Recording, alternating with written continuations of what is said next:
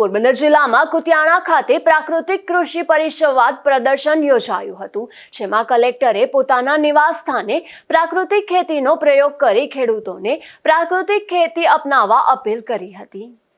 વડાપ્રધાન નરેન્દ્રભાઈ મોદીના પ્રધાન સેવક તરીકેના સફળ નેતૃત્વના 12 વર્ષ પૂર્ણ થવાના અવસરે જિલ્લામાં વિવિધ કાર્યક્રમોનું આયોજન કરવામાં આવી રહ્યું છે। આ અનુસંધાને કુતિયાણા ખાતે પ્રાકૃતિક કૃષિ પરિસંવાદ અને પ્રદર્શન કાર્યક્રમ યોજાયો હતો, જેમાં ખેડૂતોને પ્રાકૃતિક ખેતી અંગે માર્ગદર્શન આપવામાં આવ્યું હતું।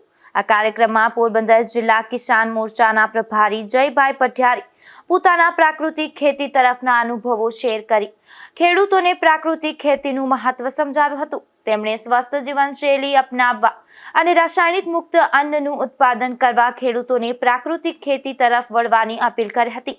આ પ્રસંગે મામલતદાર, ટીડીઓ સહિતના અધિકારીઓ, ખેડૂતો અને અગ્રણીઓ મોટી સંખ્યામાં ઉપસ્થિત રહ્યા હતા। ભારતના વડાપ્રધાન તરીકે 12 વર્ષનો સફળ કાર્યકાળ પૂર્ણ થયો છે માનનીય નરેન્દ્રભાઈ મોદી સાહેબનો। તેના અનુલક્ષીને જિલ્લામાં વિવિધ કાર્યક્રમો થઈ રહ્યા છે। તેના જ ભાગરૂપે આજે કુતિયાણા મેર સમાજ ખાતે પ્રાકૃતિક કૃષિ શિબિર પ્રદર્શનનો કાર્યક્રમ યોજાયો છે। આ કાર્યક્રમમાં મોટી સંખ્યામાં ખેડૂત ભાઈઓ તથા બહેનોએ ભાગ લીધેલો છે। આ ઉપરાંત પ્રાકૃતિક કૃષિ કરતા ખેડૂત ભાઈઓ અને બહેનોએ પણ પોતાની પ્રોડક્ટ લઈને પ્રદર્શનમાં મૂકેલી છે।